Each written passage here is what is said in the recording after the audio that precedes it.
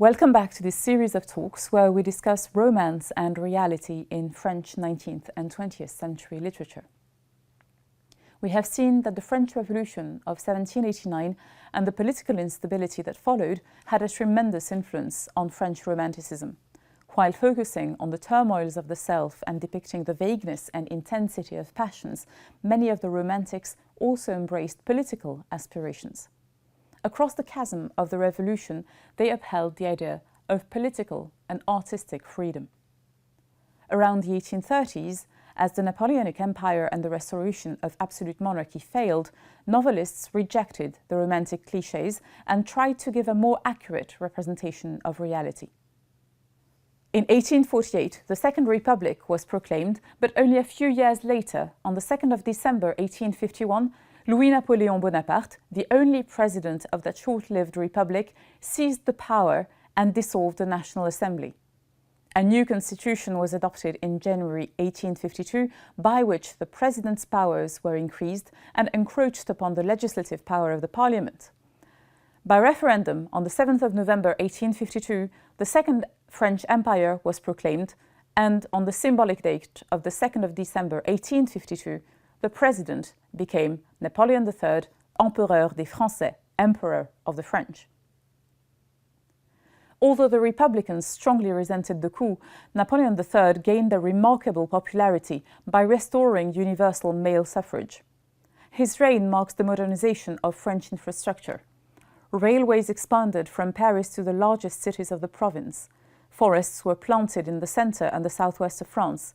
Harbors were modernized and new ones were built. Architecturally, the period is marked by Haussmann's works in Paris, which were then imitated across France. Boulevards were opened, letting air flow through the least salubrious neighborhoods of Paris, and the sewage system gradually expanded.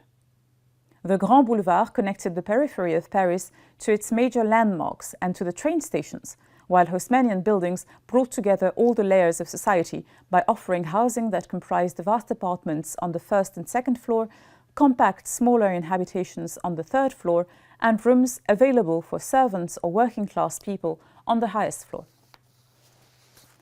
The Second Empire marked a return to public grandeur. The gas lights in the streets gave a different atmosphere to Parisian nightlife. Ladies' dresses became wider, while the formal black suit for the evening became the standard for gentlemen's attire. As the war in Crimea confirmed France's return as a military power, the Second Empire seemed to dispel the gloom of half a century of chaos. But in July 1870, probably as a response to Prussia's annexion of Austria and as a wish to reassert France's presence in Europe, the French and the Prussians were ready to fight. The Franco-Prussian Wars and the defeat of France led to the unification of Germany and to the loss of Alsace and Lorraine for France. It also led to the collapse of the Second Empire, as the emperor was captured by the Prussians and deposed by the Republicans. On the 4th of September 1870, Gambetta proclaimed the Third Republic in the name of the French people. At that time, there was no certainty that the Republic would be the regime everyone wanted. In 1871, a minority of radical revolutionaries called for a more localized, independent system of communes, which would allow for more local autonomy at the cost of national cohesion. But the Commune de Paris was violently repressed. The elections showed that the majority was conservative and favorable to a return of the monarchy, but Henri, Duc de Chambord, refused the throne as he objected to the three-colored flag. In 1875, under the presidency of the fervent royalists, le Maréchal de Mac-Mahon, the député Henri-Alexandre Vallon suggested a light amendment meant to specify the role of the president, but that will in fact institute the presidential republic as the sole possible regime in the Constitution. The text, known as l'Amendement Vallon, gives the nature and structure of the presidential and legislative power. The President of the Republic is elected upon receiving the majority of suffrage from the Senate and the Chambre des députés, gathered in a National Assembly. He is elected for 7 years. He may be re-elected. This amendment was accepted by a majority of 1 vote.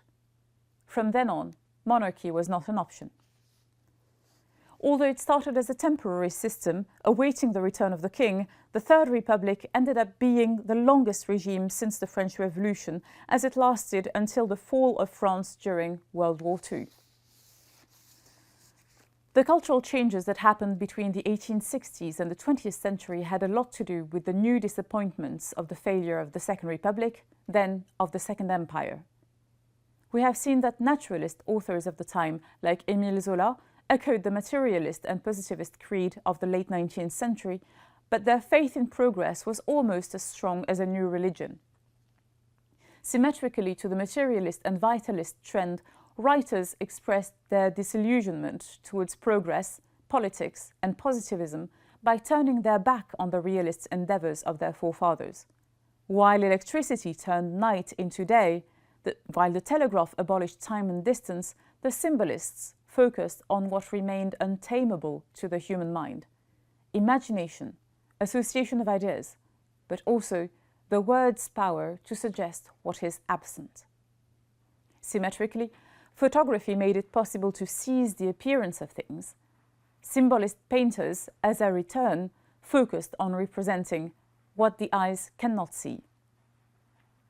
From Britain, the Pre-Raphaelites influenced France by reverting to medieval aesthetic inspirations. Gustave Moreau broke with the codes of academic painting by layering oil, watercolour, and painting, representing mythological or religious scenes in an elaborate and ornate way. Carlos Schwab illustrated Les Fleurs du Mal, bringing out its eeriness but also confirming symbolism as the movement of the ideal, where art mediates the intuitions of the soul rather than the thoughts of reason. Symbolism may seem an attempt to escape anywhere out of this world and to use imagination as a refuge, but short-lived as it was, it durably changed the arts. In this talk, I will focus on the literary trends linked to symbolism, from the 1870s to the First World War. We will look at the genesis of symbolism, influenced as it is by the poetry and ideas of Charles Baudelaire, but also linked aesthetically and philosophically to trends that date back to the antiquity. Through all its variations and influences, as it aimed to cross the border of the invisible, symbolism managed to weave different arts into one another and to re-examine the association between what represents and what is represented. Symbolism can largely be ascribed to a disdain of materialism and political vanities, and to the influence of Charles Baudelaire, who died in 1867, on writers of the following generation, such as Paul Verlaine, Arthur Rimbaud, Stéphane Mallarmé, among many others. Baudelaire died after having only completed 2 collections of poems, one in verse, Les Fleurs du Mal, published in 1857, and one in prose, Le Spleen de Paris, published posthumously in 1869. Les Fleurs du Mal was published on the same year as Gustave Flaubert's Madame Bovary, and the 2 books went under trial for similar reasons. While the judges reproached Flaubert the moral flaws and impenitence of his heroine, as well as the graphic details he gives about rotting limbs or about adultery, Baudelaire was criticized for shocking the public taste by using verse to describe an animal carcass, a beheaded female body, or sapphic love. The collection was condemned for indecency and outrage to public morality, and Baudelaire was fined. He struggled to recover from the blow, financially and artistically, and after a seizure struck him at the entrance of a church in Belgium and left him heavily impaired, the only word he could ever say was crénom, an abbreviated slang version of the curse or the prayer, Sacré nom de Dieu, holy name of God. In comparison with Victor Hugo, Baudelaire wrote very little, but to repeat the words of one of André Gide's characters in La Porte Étroite, Je donnerais tout Hugo pour quelques sonnets de Baudelaire. I would give away all Hugo for a few sonnets by Baudelaire. Baudelaire's influence was much stronger than Hugo's on the next generation. The brevity of Baudelaire's works did not prevent him from gaining wide posthumous acclaim, with an international fame that owed him the admiration of Oscar Wilde, T.S. Eliot, Ezra Pound, or Gabriele D'Annunzio. Baudelaire's hope was to create a cliché. Créer un poncif, c'est le génie. Je dois créer un poncif. Although he did not create a cliché, as Byron, Hugo, or Dumas managed to forge easily identifiable characters that would become stock figures, Baudelaire set the template of the accursed poet, le poète maudit, whose genius could only be understood by the next generation. The poet is uprooted in a world that cannot understand him, where bad luck follows him, like in Le Guignon, where even his mother curses him, like in Bénédiction, and where his sense of the sublime becomes ridiculous, just like the albatross with clipped wings walking clumsily on a ship's deck in L'Albatros. Yet aside from the attitude of the poète maudit, Baudelaire had a decisive influence on what poetry ought to be and ought to look like. We have seen that the Romantics, through their interest in the medieval period, and the realists and naturalists, through their wish to describe the world as it is, managed to free art from the imperative of solely addressing or representing beauty. Baudelaire's work considers similar questions, but was marked by reflections on the links between art as a technique and the problem of good and evil. Baudelaire did not have any enthusiasm towards progress. He writes, "Is there anything as absurd as progress, since man, as it has been proven through daily events, is always identical and equal to man, which is to say, savage and untamed? What are the dangers of forest or plain in comparison with the shock of civilizations? Whether man grasps his victim on the boulevard or pierces his prey in unknown forests, isn't he the eternal man, which is to say, the most perfect animal of prey? Quoi de plus absurde que le progrès, puisque l'homme, comme cela est prouvé par le fait journalier, est toujours semblable et égal à l'homme, c'est-à-dire à l'état sauvage. Qu'est-ce que les périls de la forêt ou de la prairie auprès des chocs des civilisations? Que l'homme enlace sa dupe sur le boulevard ou perce sa proie dans les forêts inconnues, n'est-il pas l'homme éternel, c'est-à-dire l'animal de proie le plus parfait? Baudelaire returns to a Catholic anthropology in which the human condition is defined by fallenness because of original sin. The urban space and the alleged progress of civilization only brings forth mankind's inevitable bend towards evil. In his private writings, Baudelaire has extremely cynical remarks against the likes of Victor Hugo, who believes in the progress of humanity, or George Sand, who does not believe in the devil. Evil is entirely part of Baudelaire's aesthetic universe, but in a much more complex and less complacent way than his contemporary detractors presumed. The different meanings of the word mal in French give just as many meanings to the title of Baudelaire's collection, Les Fleurs du Mal, the flowers of evil, or the flowers of pain, or of sickness, or of sorrow. In line with the Romantics' interest in the strange, the broken, and the quirked, but rejecting the Hugolian desire to sort it all out, Baudelaire writes, "Evil is committed naturally, by necessity. Good is always the product of an art. Le mal se fait naturellement, par nécessité. Le bien est toujours le produit d'un art." Evil or sickness would be the normal condition of humanity, but goodness requires something that goes against nature, a technique in the original Greek sense of the term, something that requires the intervention and the skill of human hand. Goodness, in Baudelaire's worldview, would be artificial, a statement at odds with Rousseau, Sand, and the Romantics' desire for a return to original innocence, but in line with medieval anthropology. It is very likely that Baudelaire inherited some of his anthropology from the counter-revolutionary Joseph de Maistre. Joseph de Maistre's Soirée de Saint-Pétersbourg and Éclaircissement sur les sacrifices defend the necessity of vicarial sacrifice through which the innocent suffer in order to gain salvation for the guilty, and also the inevitability of pain and evil in a fallen world. Baudelaire writes that de Maistre and Edgar Poe taught him how to reason. If he owes his anthropology to Maistre, Baudelaire might be indebted to Edgar Poe for his artistic theory. Baudelaire translated Poe into French and at times repeats almost word for word lessons learned from the American poet. Baudelaire writes in La Romantique, "Pure intellect aims for truth, taste shows us beauty, and the moral sense teaches us duty. Vice is an attack on the just and the true, and revolts both intellect and conscience, but as an outrage to harmony and a dissonance, it will particularly hurt some poetic minds, and I do not believe it to be scandalous to consider all infraction to morality, to moral beauty, as a sort of fault against universal rhythm and prosody. L'intellect pur vise à la vérité, le goût nous montre la beauté, et le sens moral nous enseigne le devoir. Le vice porte atteinte au juste et au vrai, révolte l'intellect et la conscience, mais comme outrage à l'harmonie, comme dissonance, il blessera plus particulièrement de certains esprits poétiques.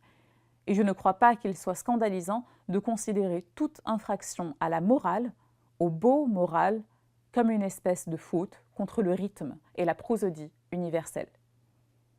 In fact, the statement is a barely veiled rewriting of a paragraph from The Poetic Principle, an essay written by Edgar Allan Poe and published posthumously in 1850. Yet there are some nuances between Poe's lines and Baudelaire's unmarked quotation. Poe gives taste the function of waging war upon vice solely on the ground of her deformity, her animosity to beauty, while Baudelaire moves on to a sense of judgment that sets an analogy between crime, ugliness, and a lack of taste. Although it is hard to specify how familiar Baudelaire was with Plato's idea of the unity between the transcendentals, truth, beauty, and goodness, it is very likely that Baudelaire knew of the Platonic tradition through Poe's mediation.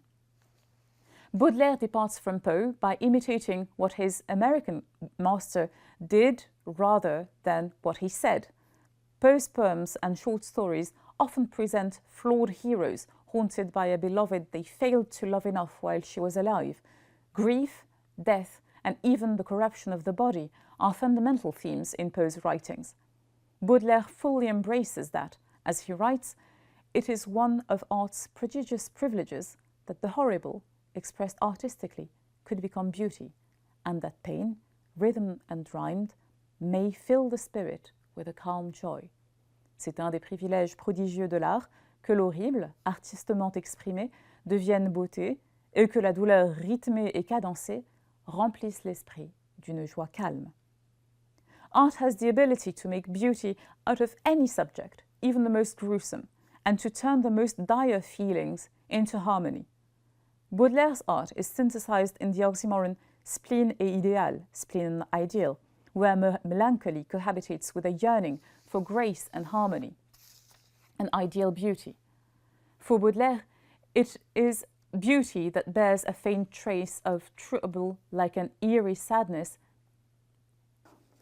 Art has the ability to make beauty out of any subject, even the most gruesome, and to turn the most dire feelings into harmony.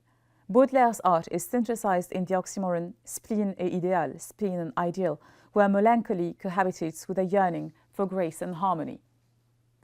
Ideal beauty, for Baudelaire, is a beauty that bears a faint trace of trouble, like an eerie sadness that gives it depth and intensity. For Baudelaire, le beau est toujours bizarre. Beauty is always uncanny. Baudelaire sets three main trends that the next generation will follow. First, he establishes the artistic validity of a universe of analogies. In his poem Correspondance, he describes nature as a temple where les parfums, les couleurs et les sons se répondent. Perfumes, colors, and sounds answer one another. Some perfumes are as fresh as a child's skin, and others, like amber, musk, or frankincense, evoke infinity. The artist's talent is to decipher the universe and to see analogies between what different senses can reveal, a color and the sound, a taste and an image, for instance. These correspondences can be horizontal when they unite two visible elements that have similarities, such as trees and pillars, when Baudelaire alludes to trees as the living pillars of nature, or vertical correspondences, when through a scent, the visible world suddenly lets the poet glimpse upon what is not visible. Through the poem Correspondance and many others in Les Fleurs du Mal, Baudelaire sketched the forests of symbols, a whole universe of analogies, where his readers could evolve and that his imitators could develop. In the Greek world, a symbol was a split pottery, tablet, or medallion that two cities or two individuals with an agreement could keep. For symbolists, this idea shapes a whole worldview. The poet becomes the decipherer of analogies, capable of identifying two separate parts and bringing them together. The suggestion or remembrance of the missing part of the analogy is one of symbolism's most striking effects, spontaneous remembrance, where writing serves as an anamnesis. The concept of anamnesis is borrowed from Plato's Phaedrus and Meno. For Plato, the life of the mind is a quest to remember the ideas that the soul cannot perceive anymore behind the opacity of matter. This marks a shift in the function of the poet, as we now move away from the poet as a lawgiver and a lawmaker, engaged with his time and his flaws, to the poet as a seer. Baudelaire wrote that Napoleon III's coup d'État had physically depoliticized him, physiquement dépolitiqué. He lost interest in the fluctuations of history, but still embraced the estrangements of the Romantic poet. Instead of bringing forth commandments that ought to help humanity progress towards truth, beauty, and wisdom, Baudelaire embraces the opposite attitude, closer to the Neoplatonician philosophy, where the poet yearns to be elsewhere that he senses through the correspondences. This impression of displacement is Baudelaire's second gift to his heirs. In his poetic principle, Edgar Poe quotes at length Thomas Hood's poem The Bridge of Sighs, about a beggar who ends her life by throwing herself in a river. Baudelaire borrows one line of the poem, anywhere, anywhere out of the world, and uses it in English as a title to one of his prose poems that hovers between morality, in the 17th century sense of the word, and poetic doctrine. The prose poem starts by a statement that is reminiscent of Pascal's notes on dissatisfaction as the natural state of man. This life is a hospital where each patient is possessed with the desire to change bed. This one would rather suffer in front of the heater, and that one thinks he might heal if he were by the window. It seems to me that I would always feel better where I am not, and this matter of moving out is a question I often ponder with my soul.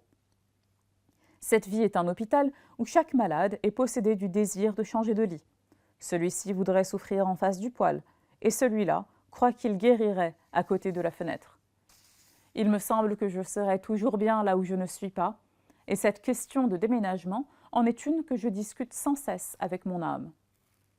Then follows a dialogue, where the poet suggests different locations, from enchanted and sunny Lisbon to the farthest point of the pole, until his soul finally cries that she wants to go n'importe où, pourvu que ce soit hors de ce monde, anywhere, anywhere, as long as it is out of this world. The disenchantment of the symbolist generation, as we will see, owes a lot to this perception of the soul as being essentially exiled and yearning for its true abode. What makes Baudelaire's legacy even more interesting is that the strong idealist inflection towards a world beyond this world is paired with a keen eye for describing the modern city. That is the third point of Baudelaire's influence on his heirs. When he comments on the work of the artist Constantin Guy, famous for his sketches of crowds in Paris, he praises Guy's talent for grasping, with minimal effort, the fleeting appearance of reality. Baudelaire brings the modern city into the poem, describing an African woman in Paris in Le Cygne, dedicated to Victor Hugo, beggars of all age in prose and verse, or in À une passante, a brief encounter with a mysterious woman walking by, whose gaze gives life by pouring sweetness and tempest. These urban scenes described in poetry break the codes of Romanticism and, at the same time, infuse reality with poetry. The poet's encounter with La Passante opens a realm of unfulfilled possibilities. Car j'ignore où tu fuis, tu ne sais où je vais, ou toi que j'eusse aimé, ou toi qui le savais, for I know not where you're going, and you don't know where I'm going, O you whom I would have loved, O you who knew it. Reality, in its banal set of contingencies, is inspiring as it gives a hint towards what might have been. This can be expressed through the excruciating remorse and ennui in the spleen sections of Les Fleurs du Mal, or in the ethereal twilight beauty of Harmonie du Soir or of Recueillement. In Baudelaire's word, dissatisfaction may lead to acedia and to a clenched silence, but it can also give birth to the apparition of the ideal. A turning point in Baudelaire's reception is his formal influence on the following generation. While he himself borrowed the prose poem from Aloysius Bertrand's Gaspard de la Nuit, he inspired the next generation to see poetry as something more than obedience to rhyme and rhythm. Prose became the best field to experiment on the power of language, not only because it freed the author from the constraints and affectation of versification, but also because it made it possible to fuse literally the poetic and the prosaic, the ugliness of modern life, and the aspirations to a lost ideal. The Baudelairean, anywhere out of this world, became a very specific somewhere that can be retrieved through reminiscence, a place beyond matter and memory where ideas dwell. The poet strives to recompose the universe that is only symbolized by the world where we live. Baudelaire's followers embraced the spleen and the ideal in his art, as well as his chiseled versification and his flowing prose poems, but was chiefly impressed by his yearning for an ideal. Jean Laurin, for instance, writes that he was affected with Baudelairitis, as he was restlessly on the lookout for correspondences. He described the dissatisfied mondaines of his time in Baudelairean terms. Être un autre et ailleurs, voilà la synthèse du vice, to be someone else and elsewhere, this is where all vice lies. The decadent disenchantment and rejection of reality and the sort of poetry it may inspire were parodied in Les déliquescences d'Adorée Floupette, published in 1885 by Gabriel Vauquer. The decadent disenchantment and rejection of reality and the sort of poetry it may inspire were parodied in Les déliquescences d'Adorée Floupette, published in 1885 by Gabriel Vicaire and Henri Beauclerc. The parody was so efficient that many failed to recognize it as such and praised the poem as a wonder of decadence, until it appeared with a hilarious preface telling of the life of the author, Adorée Floupette. The confusion between symbolism and its parody led to a need for clarification. In September 1885, Jean Moréas published Le Manifeste du Symbolisme, first in Le Temps, then in Le Figaro's literary supplement. The text is a statement and also a prose poem about the intents and purposes of symbolism called l'art symbolique. Many of symbolism's detractors accused it of being decadent, of displaying too much complacency in empty forms or in melancholy subjects cynically evoked. Some poets, like Verlaine, whom Moréas praises as a key figure of symbolism, fully embrace the concept of decadence, not in the moral sense, but in a particular intention to focus on the falling, the decaying, rather than the strong and the flourishing. Verlaine writes in his poem Langueur, Je suis l'empire à la fin de la décadence. I am the empire at the end of decadence. In 1891, in an interview he gives to Le Figaro, Verlaine cheekily rejects the qualification of symbolist and forges a neologism, décadisme, as he says, symbolisme? Je préfère le décadisme, je suis décadent. Symbolism? I prefer decadism, I am decadent. But Moréas distinguished the word décadence, decadence. But Moréas distinguishes the word décadence, from what the symbolists are actually doing. I quote, "You will notice that decadent literature is essentially tough, stringy, sheepish, and servile. All these Voltaire tragedies, for instance, bear these stains of decadence. And what do we hold against the new school? Excess in pomp, strangeness in metaphor, a new vocabulary where harmonies combine with colors and lines. These are the traits of every Renaissance. Remarquez que les littératures décadentes se révèlent essentiellement Remarquez que les littératures décadentes se révèlent essentiellement coriaces, filandreuses, timorées et serviles. Toutes les tragédies de Voltaire, par exemple, sont marquées de cette tavelure de décadence. Et que peut-on reprocher? Que reproche-t-on à la nouvelle école? L'abus de la pompe, l'étrangeté de la métaphore, un vocabulaire neuf où les harmonies se combinent avec les couleurs et les lignes, caractéristique de toute Renaissance. Against the grain of literary history, Moréas sees the Enlightenment of Voltaire as rotten and marked with a lack of strength and creativity, while the new movement, that some call decadent, is where the renewal of literature is happening under their eyes.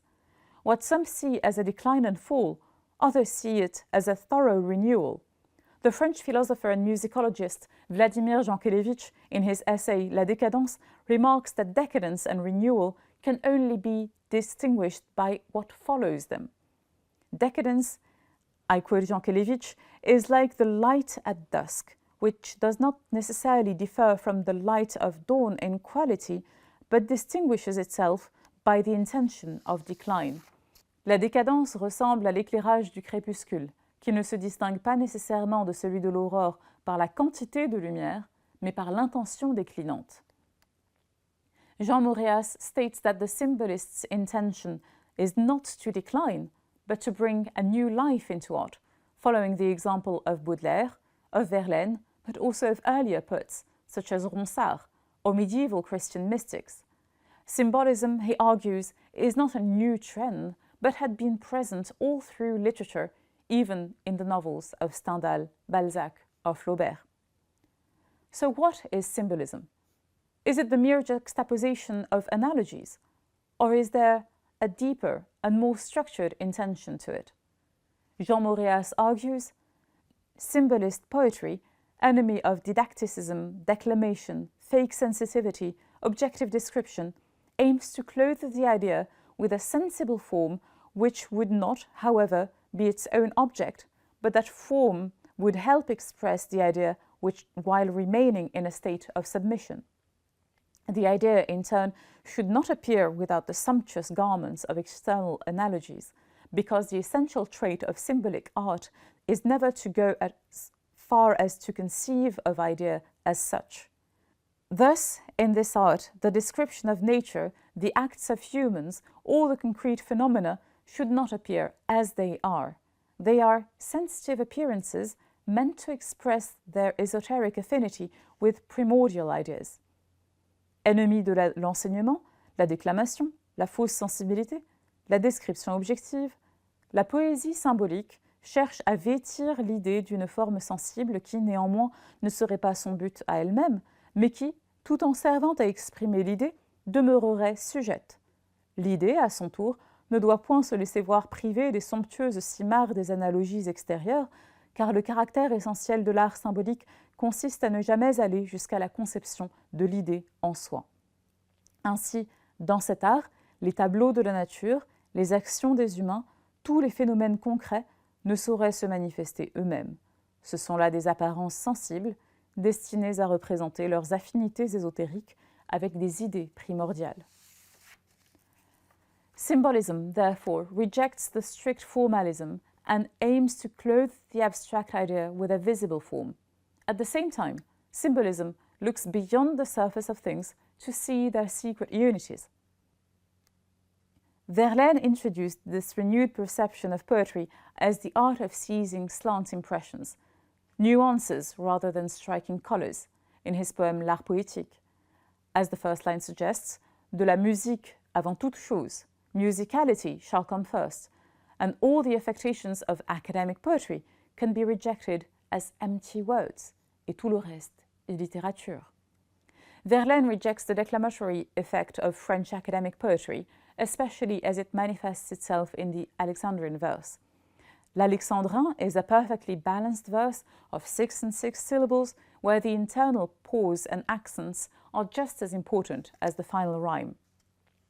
In L'Art poétique, Verlaine rejects the even, balanced French verse and urges the poet to prefer l'impair, a word that means the odd in every possible sense, even the mistake. An odd number of syllables would be plus vague et plus soluble dans l'air, more vague and more soluble in air. Instead of sturdy lines carved in marble, Verlaine prefers suggestive, evanescent verses that catch la nuance, the nuance, which alone can fiance or unite in view of marriage the dream to the dream and the flute to the horn, car la nuance seule fiance, le rêve au rêve et la flûte au corps. Verlaine wishes to return poetry to music, hence the title Romances sans paroles, ballads with no lyrics. Music is essentially an ephemeral and art of suggestion. The internal verse is the one that vanishes into thin air like a melody and leaves nothing but a fleeting but haunting impression. What Verlaine does in Art Poétique is a formal rejection of two other poetic arts. First, the one written by Boileau in the 17th century, which claims that an idea well thought is easy to express clearly. Ce qui se conçoit bien s'énonce clairement, et les mots pour le dire viennent aisément. And also, Verlaine rejects Boileau's model, Horace, who also suggests cohesion, unity, and restraint as the core principles of poetry. Instead of the classical suspicion towards similes, the world of Verlaine is a world of analogies. Les sanglots longs des violons de l'automne, the opening line of his Chanson d'automne, is a metaphor in absentia, where the autumn winds are likened to weeping violins, while the poet, crying over days gone by, is blown away like a dead leaf. Following from the Romantics' interest in Swedenborg's theory of the soulmate, Verlaine's poems make the soul, the silent inhabitant of the self, the ideal companion. In doing so, he borrowed the image sketched in Emperor Hadrian's dying words: animula vagula blandula hospes comesque corporis, que nunc habitis in loca pallidula rigida nudula, nec ut soles dabis iocos. This poem is the haunting palimpsest behind the symbolist's obsession with the soul, a soul sister, but also a self within the self, and truer than one's true self. Idealism strived to represent the soul as an entity, as in the prose poem of Adrien Remacle, La Passante, with a frontispiece of Alexandre Séon. From the woman walking by in Baudelaire's Paris to the soul running away from the spiritless forms, les formes sans esprit, les formes sans esprit, Adrien Remacle seizes the idea of the fleeting soul yearning for truth. In the symbolist world, the Platonic anamnesis is both the means and the end of artistic creation. Distinguished from the action of remembrance, by which the mind recovers a complete picture through memory, anamnesis is the process by which the soul recovers the truth it yearns for. In that process, the poetic I is growingly disconnected from the speaker or the author. The purpose of the poem is to give a voice to this I that transcends the poet's identity. Arthur Rimbaud is one of the poets who wondered about the disjunction supposed by poetry. In a letter he wrote to the poet Paul Demeny on the 15th of May 1871, when he was only 17, Rimbaud states that the poet has to be a seer. Je dis qu'il faut être voyant, se faire voyant. This can be achieved, according to Rimbaud, through a long, immense and reasoned dismantling of all the senses. Le poète se fait voyant par un long, immense et raisonné dérèglement de tous les sens. What we retrieve here is the influence of Baudelaire, who is, according to Rimbaud in the same letter, the first seer, the king of poets, a true god. Baudelaire est le premier voyant, roi des poètes, un vrai dieu. What Rimbaud borrows from Baudelaire is the blurring of boundaries between the senses, as can be seen in Rimbaud's poem Voyelle, written in 1871. A noir, E blanc, I rouge, U vert, O bleu, voyelle, je dirai quelques jours vos naissances latentes. A, letter A is black, E is white, I is red, U is green, O is blue, and one day the poet shall reveal the origin of these unities. This process is often called synesthesia, borrowing the medical term that describes the brain's incapacity to separate information conveyed through different senses. For the symbolists, this is not a medical condition, but the very talent of the poet to identify or even to create these fusions of impressions. In Alchimie du Verbe, one of the sections in his prose poem of 1873, Une saison en enfer, Rimbaud looks back at that time when he endeavored to create such associations. Interestingly, the last words of Alchimie du Verbe are Cela s'est passé, je sais aujourd'hui saluer la beauté, this is over, I know now how to greet beauty. Rimbaud seems just as critical towards the poems he wrote in his teens as towards the models he rejected at the time he wrote Voyelle. Instead of a frenetic and almost verbose explanation on how to make the alchemy of the word happen, Rimbaud leaves the reader to face the silent sentence Je sais aujourd'hui saluer la beauté, as though such salutation could only exist in the silent encounter that follows the poem between the poet, the reader, and beauty itself. Poetry and art in general could superficially appear as the opposite of silence, as a gratuitous act of creation that puts something where nothing was needed. Yet silences on a musical score are the space where sounds can resonate and where their meaning is expected to unfold. Stéphane Mallarmé, whom Jean Moreas also mentions as a representative of symbolism, gives a particular importance to the symbolic and practical functions of silence in poetry. Like Baudelaire, Stéphane Mallarmé used both the classical verse and the prose poem. Mallarmé presents the reader with poems that are almost riddles, where the words, as signifiers, are offered without much hint towards what they may allude to. While the substance of the analogy is kept silent, silence itself is where the reader can repeat the words until the link between the images brought together finally appears. In Brise Marine, for instance, Mallarmé takes the very Baudelarian theme of the imminent travel at sea and turns the ever-delayed departure into the space where poetic inspiration can overcome acedia. The round of the lamplight on the white page, la clarté déserte de ma lampe sur le vide papier que sa blancheur défend, is at the same time the desert islands, the fertiles îlots mentioned later in the poem, and the ship adrift without a mast, perdu sans mât, sans mât. The poem ends on the song of the mariners, mais ô mon cœur, entend le chant des matelots, as though the solution to restless acedia was not in the frenetic attempt to speak or to leave or to write, but in the watchful listening to a distant song brought by the sea and the mariners. Mallarmé pushes the symbolist's agenda to an extreme. The analogy is not meant to reveal a truth, but to be truth itself. This is what Bertrand Marchal interprets as a crisis of representation. The mimetic purpose of art to depict reality is discarded, and what matters is the ability to create a new universe through sounds alone. Mallarmé seems to react to the linguistic evolutions of his time. For his contemporary, Ferdinand de Saussure, the sign, the uttered or written word, is arbitrary and has no direct connection with what it signifies. In Crise de Vers, Mallarmé explains, an undeniable desire of my time is to divide, as though to give each part different qualities, the double state of speech, raw and immediate on the one side, and on the other, essential. Un désir indéniable à mon temps est de séparer, comme en vue d'attributions différentes, le double état de la parole, brut ou immédiat ici, là, essentiel. For Mallarmé, speech is actually capable of creating images as though summoning them from an ideal world.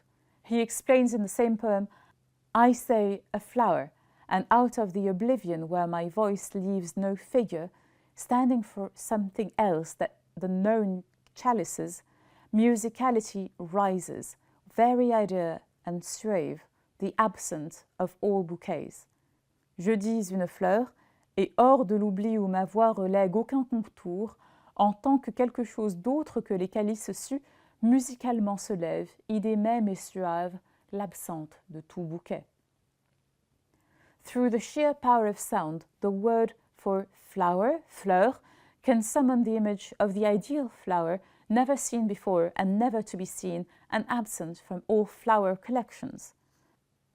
The words, their sounds, and the images they suggest end up merged in a singular and eerie impression. as though one knew the solution to an unwritten enigma. The emotional aspect of frenetic romantics is transposed into the life of the mind and the soul, where, in a sort of maddening chase, the mind tries to seize what is already intuited by the soul. Horace derided the maniac poet who roams the city repeating his lines to the bemusement and fear of anyone who meets him. It is precisely in this attitude that Mallarmé depicts the speaking poet in La Pénultième, as he falls prey to the demon of analogy, le démon de l'analogie.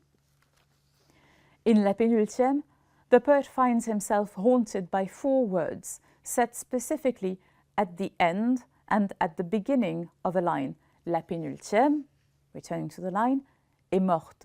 The penultimate is dead, in such a way that the phonetic suspension of the syllable nul, which also means nothing, void, sounds like the string of an instrument touched by a dropping hand, or rather by a wing or a feather. The sentence does not mean much. The penultimate is dead. But the poet wanders through the streets of the city, repeating the line to himself until he realizes that the sentence had only been said once and by himself in front of a shop window that displays exactly the image that was haunting him through La pénultième est morte. And where the, I quote, and where the irrecusable intervention of the supernatural settles in, and where the anxiety under which my spirit, erstwhile Lord, is dying, is when I saw, raising my eyes, in the antiquary street took without heed, that I was in front of the shop of a lute maker who sold old instruments hanging from the wall, on the ground, yellow palms and the buried wings of ancient birds. I ran away, strange, as someone probably condemned to mourn the inexplicable penultimate. Mais où s'installe l'irrécusable intervention du surnaturel et le commencement de l'angoisse sous laquelle agonise mon esprit naguère seigneur, c'est quand je vis, levant les yeux dans la rue des Antiquaires, instinctivement suivi, que j'étais devant la boutique d'un luthier vendeur de vieux instruments pendus au mur, et, à terre, des palmes jaunes et les ailes enfouies en l'ombre d'oiseaux anciens. Je m'enfuis, bizarre, personne condamnée à porter probablement le deuil de l'inexplicable pénultième. Mallarmé took the speculations of sound and meaning to an almost contemplative level, where the poet's art is to seize the analogies that enthrall the soul. Symbolism, as a movement, established the reign of allegory as the supreme form of art. It became the most remembered trend of the late 19th century, as though its complexities managed to summarize the fragmented aspirations of the lost generation of 1870. It also bridged the gaps across the arts and established a new way of seeing the world as an enchanted place where the slightest object might hint towards eternity. For authors as interested in music and musicality as Baudelaire, Verlaine, Rimbaud or Mallarmé, the objective of poetry is to make the sounds of words in a poem as evocative and at the same time as unspecific as the notes in a melody. Poetry and music dialogued at that time, as Baudelaire's poems were put to music by Gabriel Fauré and Claude Debussy, who were also inspired by Verlaine, and later, in 1939, Benjamin Britten adapted Rimbaud's Illuminations for soprano and orchestra. Yet by the 1900s, the great masters of symbolism were all dead, and the new generation rejected symbolism's excessive obscurity. Marcel Proust, who admired the symbolists and had the dandy Robert de Montesquieu as a mentor, rejected the movement in his essay Contre l'obscurité, where he advocates for a transparency of style. The mysteries and ambiguities of Gustave Moreau or Odilon Redon's symbolism were replaced in painting by the clarity of allegory as practiced by Alphonse Mucha, whose works ranged from elitist to rare prints illustrating the Lord's Prayer to the well-known adverts for Sarah Bernard's plays or for cigarettes. Symbolism dissolved into other forms of art. Proust kept the idea of anamnesis, but applied it to very concrete things such as a madeleine dipped in a teacup, unlocking all the childhood memories.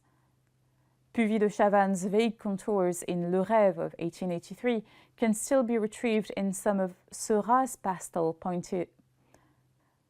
Puvis de Chavannes' vague contours in Le Rêve in 1883 can still be retrieved in some of Seurat's pastel pointillist work. The unexpected associations of ideas etched by Odilon Redon became foundational for the future surrealist movement in the 1920s and 1930s. Although symbolism subsided, its influence on the next generation was determinant.